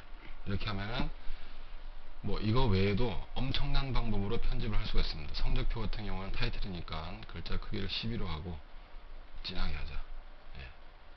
뭐 이런 식이라든지 이렇게 이거는 여러분들이 그 서식을 지정하는 편집은 얼마든지 원하는 방법대로 마음대로 할 수가 있다. 어떤 원칙만 지킨다면 반드시 처음에 범위를 잡는다. 그 다음에 범위를 잡아놓고 서식 명령어를 내린다. 예. 이 원칙만 지킨다 그러면은 어려움 없이 할 수가 있습니다. 그래서 여기에 나와 있는 도구 모음만으로도 간단한 어떤 편집들은 가능하지만 나는 조금 더 자세한 서식 지정 작업을 하고 싶다. 그러면 마우스 오른쪽을 클릭해서 셀 서식으로 들어가는 겁니다. 그러면 이 표시 형식은 중요하니까 제가 다시 다루겠습니다. 맞춤. 그러면 오른쪽 맞춤. 그죠? 뭐 들여쓰기, 4칸 들여쓰기 등등. 그 다음에 이제 새로 등장한 이 셀 병합하기. 이러한 기능들을 맞춤을 갖다 할 수가 있고요. 글꼴에 가면은 내가 뭐 글꼴을 여기서 선택해서 치소선을 준다. 그럼 이제 이 글자 가운데로 수선이 하나 쫙 가지는 거죠. 또는 색, 그 다음에 뭐 글꼴 스타일, 크기 등을 다 정할 수가 있습니다. 그 다음 테두리도 여기서 정할 수 있고요. 그 다음에 어떤 셀, 그러니까 글자가 아니라 셀의 무늬를 정할 수 있습니다. 셀의 무늬. 그 다음 보호도 중요한 거기 때문에 다시 하겠습니다. 이거는 아무나 패스워드를 비밀번호를 모르는 경우에는 저 값을 바꿀 수 없도록 이렇게 셀을 딱 잠금을 하는 기능입니다. 그래서 셀 서식에 들어가서 하는 거는 여러분들이 많이 해볼수록 많이 느는 거고 그렇게 어려운 작업이 아니기 때문에 제가 오랫동안 다루지는 않겠습니다. 그런데 엑셀은 이렇게 사용자가 나름대로 하나하나의 셀들을 다 변경시킬 수 있도록 그 서식 지정을 할 수 있지만은 기본적으로 많이 사용하는 어떤 그 서식을 자동으로 지정할 수 있게끔 나는 미리 정해놨습니다. 그래서 범위를 선택한 다음에 그러니까 범위 선택하는 거 잊지 마세요. 제일 중요합니다. 서식에 가서 자동 서식을 갖다가 클릭 한번 해보겠습니다. 자동 서식. 그러면 다음 중에서 어떠한 서식을 적용을 시킬래? 그래서 이게 맞겠다. 성적표 구조에는. 그죠? 기본형 2. 이거를 클릭해 놓고 확인을 했더니 자, 이렇게 미리 정해져 있는 이쁜 모양으로 이렇게 딱 정해진다는 거예요. 이걸 없애고 싶다. 그러면 다시 서식에서 자동 서식에 가셔서 제일 아래로 스크롤바를 옮기셔 보면은 서식 없으면 이렇게 나옵니다. 그죠? 그러면 이제 기존에 적용됐던 서식도 이제 없어지는 거죠. 그죠? 자, 이쯤에서 제가 이 선택의 어떤 중요성을 제가 계속 말씀을 드렸는데 선택을 하실 때는 마우스로 쭉 끌어가면은 전체가 연속된 범위가 선택이 되고요. 내가 국어하고 평균 셀만 선택하고 싶다. 그러니까 이렇게 불연속된 떨어져 있는 셀을 갖다 선택하고 싶을 때는 국어를 클릭하시고 왼쪽 컨트롤 키를 누른 상태에서 다시 누르면은 띄엄띄엄 이렇게 선택을 할 수 있습니다.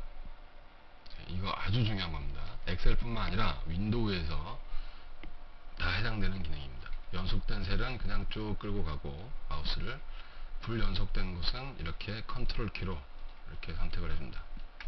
네, 반드시 명심해 두시기 바랍니다.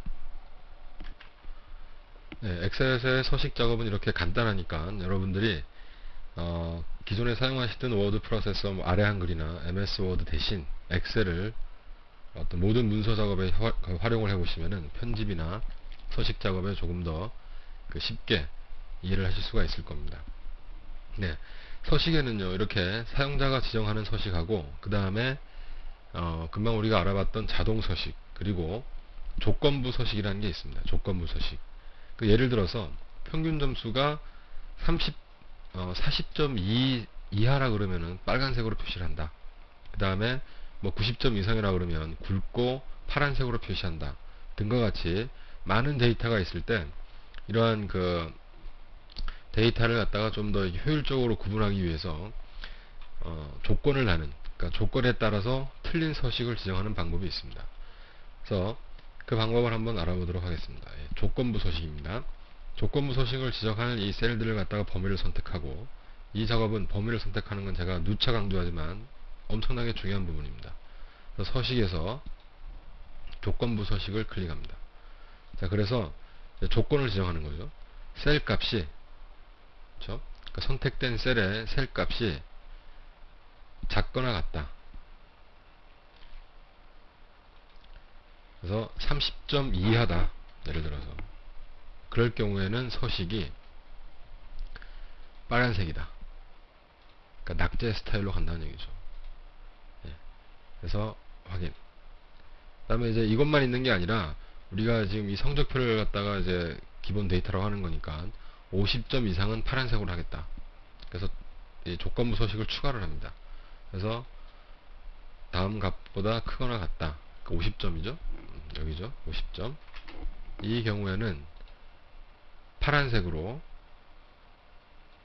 굵게 표시를 한다. 해놓고 확인. 그 다음에 이제 확인 누르시면은 자동으로 이렇게 셀 값이 서식이 조건에 따라서 다른 서식이 지정이 되더라. 예, 이게 조건부 서식입니다. 간단하죠? 근데 조건부 서식은 3가지 이상의 조건을 포함을 시킬 수가 없습니다. 따라서 여러분들이 만약에 3가지 이상의 조건을 갖다가 지정해서 하려면은 사용자 지정 서식을 이용을 하든가, 또는 if 함수를 써가지고, 그 if는 뭐뭐 하다면 이런 조건을 나타내는 함수이기 때문에 그 if 함수를 써가지고 여러 개 중첩된 조건을 줄 수가 있습니다. 네. 자, 이번에는요, 다음 단계로 넘어가기 전에 엑셀에서 어떤 데이터를 복사하거나 이동하거나 기타 등등 이렇게 그 셀 내에서 편집을 하는 방법에 대해서 잠깐 알아보겠습니다. 복사를 하는 가장 기본적인 방법은요, 내가 복사하려고 하는 셀들을 범위를 선택해서 이거를 편집해서 복사라는 메뉴를 갖다가 딱 클릭을 하는 겁니다. 또는 여기 나오는 단축키 컨트롤과 C를 동시에 누르셔도 복사가 되게 되어 있습니다. 네. 그래서 편집해서 복사를 클릭을 딱 하면은 복사가 됐다는 의미에서 지금 현재 셀들이 복사된 범위가 깜빡깜빡이고 있죠. 근데 복사를 했다고 해서 어떤 당장 뭐가 달라지는 게 아니라 지금 저렇게 선택된 범위의 데이터들이 메모리에 임시로 복사가 되어 있다는 의미입니다. 그래서 내가 이 데이터를 여기 G3 셀에다가 그대로 갖다 붙여넣겠다. 그래서 다시 편집해서 붙여넣기를 하는 겁니다. 그러면 똑같은 데이터가 여기 붙여넣어졌죠. 아직까지도 메모리에는 데이터가 남아있기 때문에 역시 편집해서 붙여넣기를 하면 역시 이 깜빡깜빡이는 메모리에 복사되어 있는 이 데이터가 계속해서 붙여 넣어진다는 얘기입니다. 이렇게 하는 거지만 이보다 더 간단한 방법들이 있습니다. 물론 이 복사 옆에 있는 컨트롤 C 같은 단축키를 이용하는 방법도 있지만 마우스로 쉽게 복사와 이동을 할 수가 있습니다.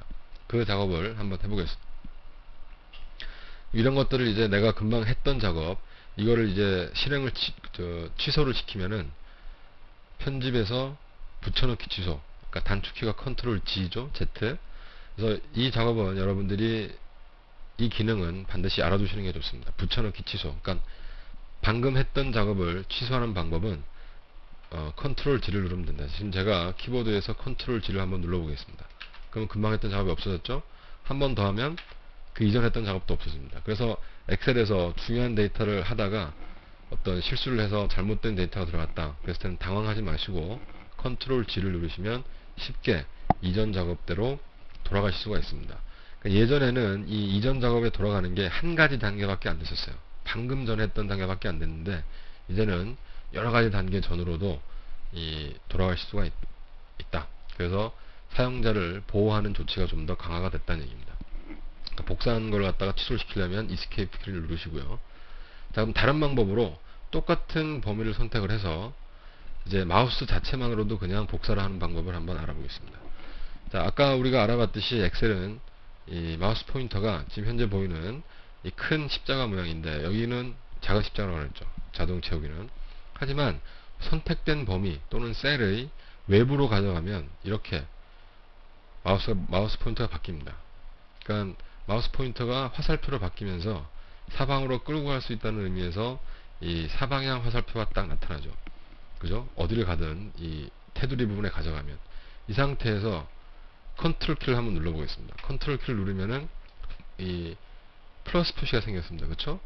플러스 표시가 생긴 상태에서 마우스를 클릭해서 드래그를 하는 겁니다. 원하는 곳으로. 그러면 이렇게 쉽게 선택한 부분의 데이터가 복사가 되더라. 그렇지 않고 컨트롤 키를 누르지 않고 그냥 끌고 가면 이거는 이동이 됩니다. 여기 있던 데이터가 없어지고 다른 곳으로 데이터가 이동하는 거죠. 그죠? 네. 이런 식으로 이용하시면은 엑셀 작업을 하실 때 쉽게 이용을 하실 수가 있을 겁니다. 그리고 엑셀에서 이 붙여넣기나 이동을 할 때 여러분들이 하나 명심하셔야 될 게 기본적으로 특정 범위를 복사해서 붙여넣으면요 값만이 이 복사가 되는 겁니다. 값. 근데 나는 값이 아니라 그러니까 그 수식 자체가 전체가 복사되는 게 아니라 나타난 값만 복사를 하고 싶다. 그런 경우가 있겠죠. 예를 들어서 그게 무슨 말이냐면 현재 이렇게 성적표를 해서 아래로 복사를 하면요 평균의 25라고 하는 게 25라는 값이 복사가 된 게 아니라 여기를 찍어보니까 수식이죠. 그러니까 수식이 자동으로 변하면서 이렇게 복사가 된 겁니다. 그런 경우가 아니라 자 그러면 만약에 이 평균 나와 있는 이 데이터만 복사하고 싶다 했을 때는 이렇게 뭔가 에러가 표시가 됐죠. 그죠? 무슨 에러냐? 여기 찍어보니까 B10에서 D10, C10 그러니까 이 부분의 평균을 구하는 건데 여기 지금 인수가 없으니까 이것들이 지금 에러가 표시가 된 겁니다. 그러니까 이런 경우처럼 복사한 부분을 자 편집해서 복사를 누르겠습니다. 또는 컨트롤 C를 하셔도 되고요. 복사한 부분의 수식 전체를 복사하는 게 아니라 나는 이 부분에서 A9 셀에 이 값만을 그대로 복사를 해보고 싶다. 수식 전체가 아니라 그런 경우가 있겠죠. 그럴 때는 그냥 붙여넣기를 하면은 아까처럼 똑같이 됩니다. 그죠? 하지만 선택하여 붙여넣기라는 기능이 있습니다. 선택하여 붙여넣기를 갖다가 딱 클릭을 하면은 붙여넣기에 대한 옵션들이 쭉 나오거든요. 기본적으로는 모든 그대로를 갖다가 그냥 복사하는 거지만은 나는 값만을 복사하겠다. 또는 서식만을 복사하겠다. 또는 메모만을 복사하겠다. 이렇게 되는 거죠. 이렇게 해서 현재 값만을 복사하겠다고 확인을 누르면은 결과의 값만이 여기에 붙여넣어진다. 그러니까 선택하여 붙여넣기를 잘 활용을 하시면은 저렇게 데이터를 갖다가 이제 변조하거나 다른 곳에서 쓰기 위해서 가져갈 때 쉽게 고생하지 않고 가져갈 수가 있다. 그 다음에 이제 또 하나 획기적인 기능이 이렇게 행으로 옆으로 나가는 데이터가 있는 경우에 이렇게 복사를 했어요. 지금 제가 컨트롤 C를 눌렀습니다. 그럼 복사가 되겠죠? 나는 이걸 다시 이 열 방향으로 바꾸고 싶다. 아래로 1, 2, 3, 4가 쓰여지는 걸 하고 싶다. 그랬을 때도 선택하여 붙여넣기에 가서 행열 바꿈을 클릭한 다음에 확인을 누르면 아래로 이렇게 쭉 이렇게 되는 거죠. 근데 지금 현재 뭐 이렇게 어떤 거는 좌측 정렬이 되고 우측 정렬되고 이러는 거는 기존에 이 그 데이터가 여기에 있었을 때 서식이 이렇게 해서 데이터를 지우더라도 서식은 지워지지 않고 남아있기 때문에 그렇습니다. 예. 참고적으로 알아두시고요. 네, 서식에 관련된 기능 중에서 또 하나 시험에 많이 나오는 게 이 스타일이라는 기능입니다. 스타일. 그러니까 서식에서 보면은 메뉴에서 보면은 스타일이라는 게 있거든요. 여기 메뉴를 확장해 보면 예, 바로 이건데 이게 이 스타일이라는 게 뭐냐면은 자주 사용되는 서식. 그러니까 사용자가 어떤 작업을 하면은 뭐 제목 같은 경우는 항상 뭐 글자 크기를 12로 하고 뭐 굵게 하고 기울여서 하고 뭐 이런 식으로 항상 동일하게 자주 사용하는 서식을 미리 그 엑셀에 지정을 해 놓는 겁니다. 지정을 해 놓고 자주 사용하는 거기 때문에 나중에 바꿀 때 범위를 선택해서 지정되어 있는 스타일을 그 셀에 범위를 선택된 곳에 딱 지정을 해버리면 기존에 지정되어 있는 대로 굵게 글자 크기는 12 뭐 기울여서 이런 식으로 딱 지정이 되는 거죠. 뭐 어떤 건지 대강 아시겠죠. 자 그럼 스타일을 하나 만들어 볼까요? 네. 지금 현재 이제 표준이 저렇게 되어 있는데 우리가 표준 이 서식을 현재는 어떻게 되어 있냐면 글꼴이 11 크기에서 보통 스타일이고 글꼴이 도둠으로 되어 있습니다. 그쵸? 근데 우리가 이걸 갖다가 글자를 12로 하고 굵게 해서 지금 이제 이거는 그냥 뭐 제가 예로 보여드리는 거니까 스타일을 미리 만드는 방법입니다. 빨간색으로 하게 된다. 자, 그러면 표준이라는 게 도둠체 12 굵게 빨강 이런 스타일로 지정이 됐습니다. 그죠? 다음에 이제 스타일이 이 글꼴만을 표현하는 게 아니라 테두리나 무늬 보호, 이게 아까 우리가 서식 대화 상대에서 봤던 모든 항목들을 다 지정을 할 거냐, 아니면 딴 건 없애고 다 글꼴만을 지정할 거냐 등과 같이 여러분들이 미리 지정을 해둘 수가 있다는 얘기입니다. 자, 그 다음에 지금 이것들은 전체가 다 표준으로 지정되어 있던 스타일이기 때문에 이렇게 한꺼번에 다 바꿔지는 거죠. 자, 그러면 계속해서 새로운 스타일을 어떻게 만드느냐. 자, 그러면 서식에서 스타일, 이것들은 지금 기본으로 엑셀에서 만들어져 있던 스타일이고요. 제가 표준 스타일은 좀 원래대로 이렇게 바꿔 놓겠습니다. 네. 그러면 원래대로 다시 돌아왔죠. 그럼 스타일을 내가 새로 만들고 싶다. 그래서 내 제목이라는 스타일을 갖다가 이제 어떻게 하냐면 글자 크기 12에서 굵게 하고 밑줄을 실선을 긋고 싶다. 이렇게 바꿔놓고 딴 거는 뭐 적용시키지 않고 글꼴만을 지정하는 내 제목이라는 스타일을 갖다가 추가를 하고 싶다. 예, 추가를 딱 누르면 이제 내 제목이 적용이 됐죠. 자, 이 상태에서 스타일 이름이 현재 이 셀이 선택이 되어 있으니까 확인을 누르면은 자, 이렇게 보시듯이 성적표라고 이제 굵은, 그러니까 내 제목이라는 스타일이 여기에 지정이 된 겁니다. 이런 식으로 여러분들이 쉽게 자주 사용하는 것들은 스타일을 만들어 놓고 나중에 지정할 수 있으면 됩니다. 그러니까 워드 프로그램에서는 대부분 이 기능들을 지원을 하고 있죠. 하지만 엑셀에서는 여러분들이 이렇게 서식 작업이 뛰어나다고 생각 안 하는 분들이 많기 때문에 이상하게 이 스타일에 대해서는 시험에서 특히 MOUS 시험 같은 거에서 많이 다뤄지고 있습니다.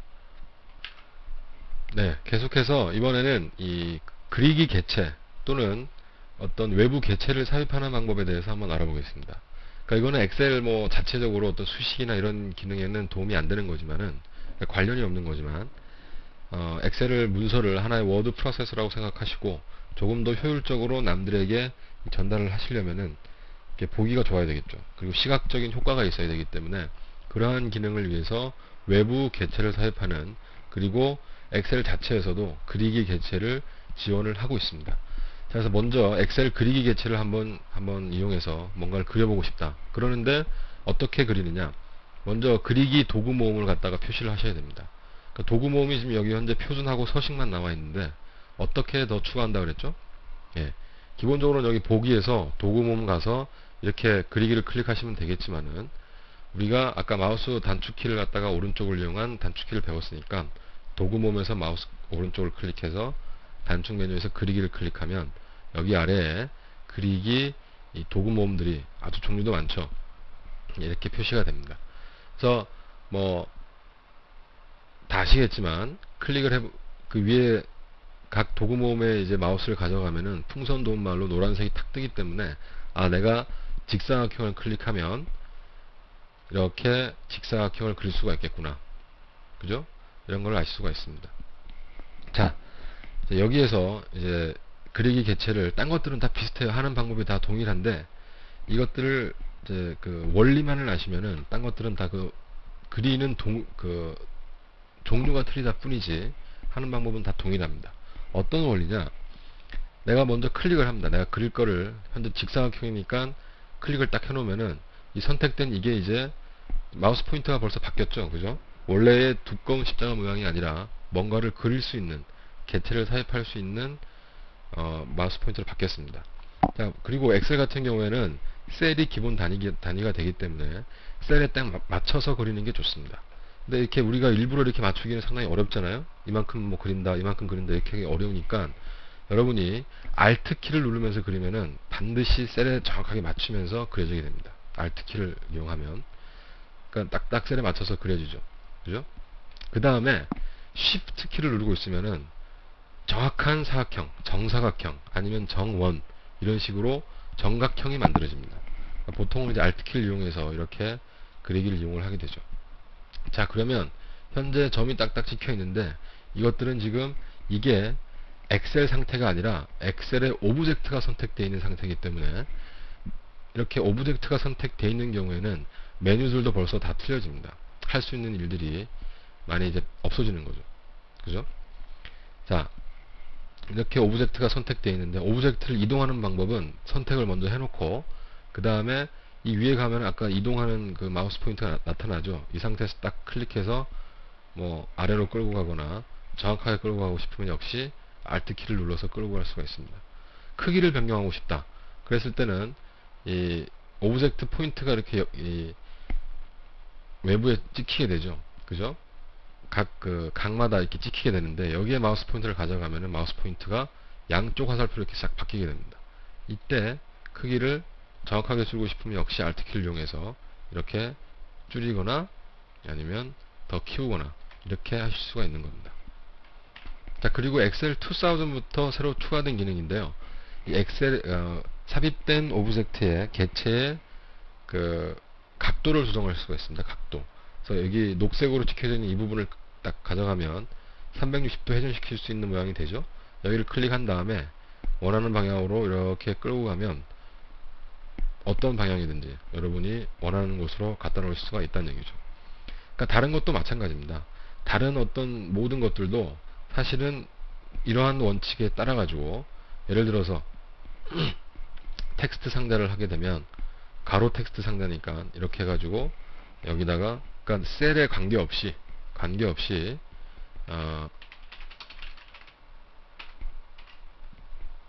이렇게 그 텍스트를 글자를 입력을 할 수 있는 겁니다. 그럼 내가 이거 너무 크니까 줄이고 싶다. 이렇게 똑같이 오브젝트니까요. 선택을 하면은 여기 8개의 점이 생기죠. 오브젝트 포인트가 생기는데 그 포인트를 이용해서 크기를 줄일 수 있고 그 변두리에 변에 가져가면 이렇게 딴 데로 옮길 수도 있다는 얘기죠. 동일합니다. 그죠? 자, 그럼 이렇게 현재는 지금 이 텍스트 인풋 박스하고 이렇게 사각형하고 두 개의 오브젝트가 삽입이 돼 있는데 이 삽입이 된 상태에서 내가 이걸 갖다가 좀 노란색으로 바꾸고 싶다. 또는 이거에 대한 어떤 서식을 좀 바꾸고 싶다. 이런 건 어떻게 할까요? 네. 뭐든지 내가 선택한 곳에서의 마우스 포인트가 위치한 곳에서의 오른쪽 버튼을 누르면은 그거에 대한 작업을 할 수 있다 그랬죠. 그죠? 단축 메뉴로. 자, 그러면 여기 사각형을 선택해 놓고 오른쪽으로 한번 눌러보겠습니다. 그러면 단축 메뉴가 좀 많이 틀리죠. 그죠? 여기서 도형 서식을 가보면은 여기에 지금 나오는 것들은 우리가 이 백그라운드에 보이는 이 도형을 선택해서 서식을 지정하는 거기 때문에 만약에 색과 선 채우기 지금 색이 지금 하얀색으로 안 돼 있는 거죠. 아무 색도 채우기가 안 돼 있는 거죠. 그래서 우리가 노란색으로 채워보고 싶다. 투명도는 이 정도로 해가지고 60%로 해서 한번 해보고 싶다. 그러면 뒷부분이 투명하게 보이는 거예요. 우리가 투명도를 60%로 지정했기 때문에. 그죠? 그러니까 이런 식으로 오브젝트를 삽입하고, 그러니까 먼저 선택을 해서 오브젝트를 삽입하고, 그 삽입한 거를 위치를 적당하게 이동하고, 그 오브젝트에 대한 서식을 지정할 수 있으면은 사실 엑셀에서의 개체 작업은 다 끝나는 겁니다. 차트도 마찬가지입니다. 하지만 차트는 이 셀과 연결이 되기 때문에 조금 더 우리가 깊게 다뤄야 되는 거죠. 네, 이러한 그 기본적인 개체 외에도 엑셀은 여러분들이 만약에 그 설치할 때 선택을 하셨다 그러면은 클립보드라는 게 클립 아트라는 게 같이 포함이 되어 있을 겁니다. 네, 클립보드는 메모리 일종이고요. 클립 아트가 설치가 되어 있으면은 그 고가의 어떤 그 그림 파일들을 여러분들이 그냥 무료로 이용을 하실 수가 있는 거죠. 그래서 여기에 아래쪽에 클립 아트 삽입을 클릭을 하시면은 처음에 실행하게 되면 오거나이즈가 실행이 되면서 아마 그 클립 아트로 쓸 수 있는, 대체할 수 있는 이런 미디어들을 하드디스크에서 찾겠느냐, 뭐 나중에 하겠느냐 이런 옵션을 줍니다. 지금은 나중에 하기로 하고요. 자, 여기서 오른쪽에 이런 항목이 나타났죠. 아마 엑셀 2000을 쓰시는 분들은 바로 클립 오거나이저가 이렇게 표시가 될 겁니다. 자, 그래서 이제 클립 오거나이저가 딱 나타난 삽입하고 싶은 그러한 그 클립 오거나이저를 갖다가 선택을 해주시면 돼요. 예, 지금 제가 화면 자체를 이 캡처를 해서 사용을 하기 때문에 상당히 조금 이제 중간중간에 좀 끊기는 경향이 있는데 뭐 크게 무리는 안 될 것 같습니다. 자, 여기서 만약에 사람을 갖다가 이제 집어넣고 싶다. 그럼 이제 분류해서 사람, 개인을 딱 선택을 해보면은 이렇게 이제 여러 가지 클립 아트가 있죠. 자, 여기서 삽입하고 싶은 거에 클립 아트를 클릭해서 자, 복사를 해둡니다. 자, 그리고 다시 시트로 돌아와서 네, 시트로 돌아와서 이제 붙여넣기를 하면 되겠죠. 이것도 하나의 오브젝트로 이제 간주가 된다는 거, 클립 아트도. 그래서 이렇게 자유롭게 이동하거나 크기를 바꿀 수 있다는 거 알아두시고요. 자, 이렇게 사람을 집어넣고 아까 우리가 배웠던 그리기 도구 모음에서 했던 것처럼 자, 도형이겠네요. 도형을 클릭해서 설명선 하면은 뭐 이 사람이 말하는 모양의 설명선 이런 것들이 미리 다 정의가 돼 있거든요. 여기에 설명선에서 이 사람은 이제 말하는 것보다 생각하는 게 더 맞으니까 생각하는 걸로 이렇게 쭉 이렇게 적당한 크기로 해주고 여기다가 이제 입력을 하는 거죠. 예, 엑셀 쉽구나 하고 생각을 하는 거죠. 그래갖고 이제 범위를 잡아서 너무 크니까 한 9 정도로 이렇게 바꿔주고 크기도 조금 줄여서 이렇게 하면은 하나의 조금 더 이제 효율적으로 뭔가를 이제 이렇게 알려주는 거죠. 발표할 때 이런 것들이 이제 적수에 잘 삽입이 되면은 발표 효과나 받아들이는 사람들도 조금 더 쉽게 이해를 할 수 있다는 겁니다. 마찬가지로 여기 그 클립스 온라인을 클릭해 보시면요. 만약에 여러분들이 지금 인터넷에 연결이 돼 있는 상태라 그러면은 마이크로소프트의 그 웹사이트에서 최신 클립보드를 다운로드 받아서 사용을 하실 수가 있습니다. 자, 이제 계속해서 이제 초급 강좌는 거의 끝나가니까 여러분들이 이제 엑셀은 이렇게 사용을 하는 거구나, 이 정도의 어떤 개념이 지금 서서히 오기 시작했을 거예요. 우리가 어려운 함수나 이런 것들은 아직 뭐 차트나 데이터 분석이나 이런 것들은 아직 우리가 손을 안 댔지만은 이 정도에서 여러분들이 엑셀은 이 정도의 이렇게 사용하는 거구나 이렇게 생각을 하신다 그러면은 충분합니다. 자, 이번에는 시험에 또 많이 나오는 항목이 인쇄하는 거예요. 프린트하는 건데 여러분들이 이렇게 이제 만들어 놓고 프린트를 하기 전에는 항상 인쇄 미리 보기를 통해 가지고 내가 프린트를 하면은 어떻게 되겠구나를 먼저 보셔야 돼요. 이게 윈도우 프로그램의 특징인데 아까 우리가 엑셀의 특징을 살펴볼 때 위지윅이라는 게 있었죠. 그죠? 내가 보는 대로 내가 얻을 수 있다.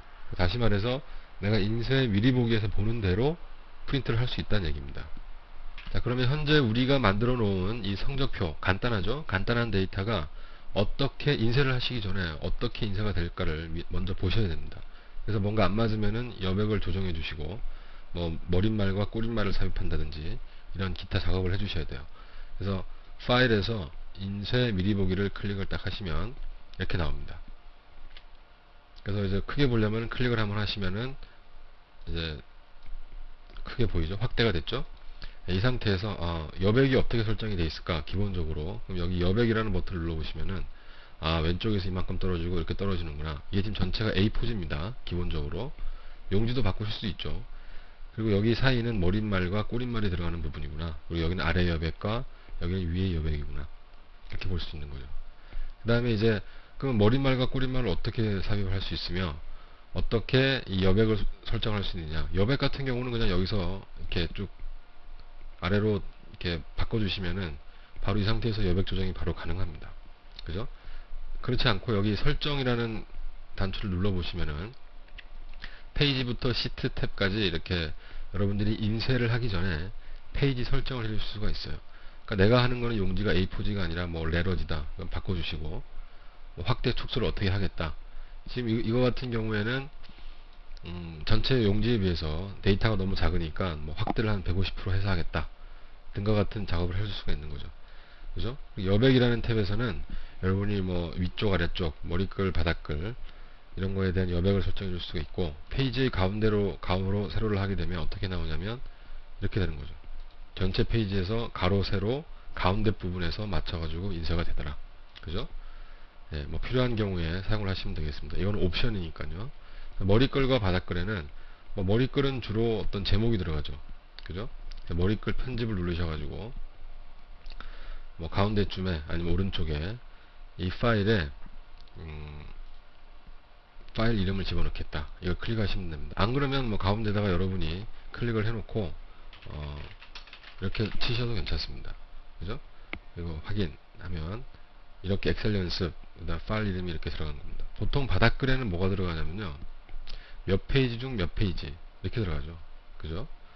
그래서 이렇게 하게 되면 1페이지 중 1페이지다. 이렇게 해서 여기 머리글과 바닥글이 다 들어가 있는 이 상태가 되면 이제 이때서야 여러분이 인쇄를 눌러가지고 여러분이 프린트를 골라주시고, 여러분 컴퓨터에 설치가 되어 있는 프린트를 골라주시고 이제 확인을 누르시면 프린트가 이제 되는 거죠. 그죠? 그러니까 항상 여러분이 엑셀 문서를 인쇄하기 전에는 이 미리 보기를 통해서 설정을 다 해주셔야 되고, 한 가지 참고하실 거는 이렇게 화면에서 보이는 이러한 선들이, 셀 구분 선들이 실제 프린터에서는 안 나타난다는 것도 유의를 해주시기 바랍니다. 자, 이번에는요, 엑셀 초급 강좌의, 엑셀 동영상 초급 강좌의 마지막으로 서식 파일을 갖다가 활용하는 방법을 알아보겠습니다. 네, 서식 파일은요, 템플릿이라고도 하는데, 미리 어떤 형태의 어떤 그 구조를 미리 만들어 놓는 거예요, 서류에. 다시 말해서 성적표 같은 경우에는 이렇게 실제 데이터가 빠진, 그죠? 실제 데이터가 빠져 있는 이 틀만 미리 만들어 놓는 거예요. 그래서 이걸 갖다가 서식 파일로 이렇게 만들어 두게 되면, 그러니까 미리 막 서식을 다 지정해 놓는 거죠. 내가 뭐 자주 사용하는 거니까, 매월 사용하는 성적표니까 이렇게 서식을 미리 다 꾸며 놓고, 이걸 갖다가 단순히 엑셀 파일로 저장하는 게 아니라 엑셀 서식 파일로 저장을 하는 거예요. 그러니까 서식 파일로 저장하면 딴 사람들도 오픈을 해가지고 이렇게 그 틀에다가 데이터 내용만 끼워 넣게 되면 간단하게 하나의 문서가 만들어지는 거죠. 서식 파일은 이거 외에도 사실은 뭐 어떤 매크로를 이용해가지고 더 어떤 진보된 기능에, 그러니까 딴 사람들은 내용을 알 필요 없이 마우스 클릭만으로 할 수 있게끔 할 때 주로 많이 활용이 되는데, 아무튼 이렇게 만들어 놓고, 우리가 매크로를 다룰 건 아니기 때문에 만들어 놓고 저장을 하실 때 파일 다른 이름으로 저장 가셔가지고, 기본적으로는 엑셀 통합 문서 XLS라고 되어 있잖아요. 여기를 클릭하셔서 파일 형식을 서식 파일을 해놓고, 그러니까 서식 파일은 확장자가 XLT입니다. 네. T는 템플릿의 약자겠죠. 이렇게 해놓고 저장해서 딴 사람들에게 배포하시면은, 딴 사람들은 이 문서를 오픈해서 저 형식대로 쭉 한 다음에 자기 나름대로의 엑셀 통합 문서로 저장을 할 수가 있다는 얘기죠. 그죠? 여러분이 엑셀 통합 문서로 배포하는 거하고의 차이점은, 엑셀 그 템플릿 서식 파일에는 여러 가지 다른 기능들을 통합해서 넣을 수가 있다는 겁니다. 자, 그러면은 도대체 어떤 게 엑셀 서식 파일인지 미리 마이크로소프트에서 만들어 놓은 그 서식 파일을 갖다가 한번 보고 우리가 한번 이해를 해보도록 하겠습니다. 자, 파일에서 새로 만들기를 클릭하면요, 엑셀 XP 같은 경우에는 오른쪽에 이렇게 새 통합 문서라고 하는 이 그 프리뷰 페인이 보이지만, 엑셀 2000까지는 새로운 그냥 대화 상자가 하나 오픈이 되겠죠. 자, 여기에서 일반 서식 파일 이걸 클릭한 다음에 이거를 미리 만들어 놓은 겁니다. 그러니까 가계부 형식, 뭐 어떤 형식 이런 걸 미리 만들어 놓은 서식 파일이거든요. 그러니까 여러분이 이런 파일을 만들어서 배포할 수가 있다는 얘기예요. 그래서 가계부를 한번 열어볼까요? 확인을 누르면은 대부분 이제 마이크로소프트에서 배포한 이 서식 파일에는 이런 그 매크로가 포함이 되어 있습니다. 사용 안함을 클릭하고, 뭐 메모, 어떤 건지 아시겠죠? 미리 이렇게 형식이 갖춰져 있다는 얘기예요. 그래서 여러분들은 계속해서 그냥 데이터만 새로 추가를 해주시면 된다는 얘기죠. 예. 이렇게 템플릿, 서식들이 미리 지정이 돼 있고, 실제 그 계산되는 값까지 미리 이렇게 수식이 다 이렇게 입력이 돼 있어가지고, 여러분들은 단순히 데이터만 입력함으로써, 여기 보세요. 수입을 클릭했더니 이런 수식이 들어가 있고, 지출을 클릭했더니 이런 수식이 들어가 있죠. 그러니까 미리 이렇게 만들어 놓고, 이런 식으로 어떤 그 항목 양식들도 미리 만들어 놓고, 딴 사람이 사용하기 편하게끔, 그리고 공통된 규격을 요구하는 회사나 이런 데서 서식 파일을 많이 이용하게 된다는 것입니다.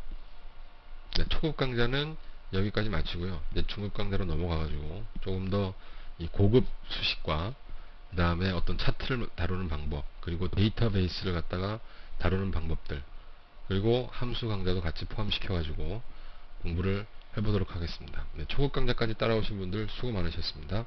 중급 강좌에서 뵐게요.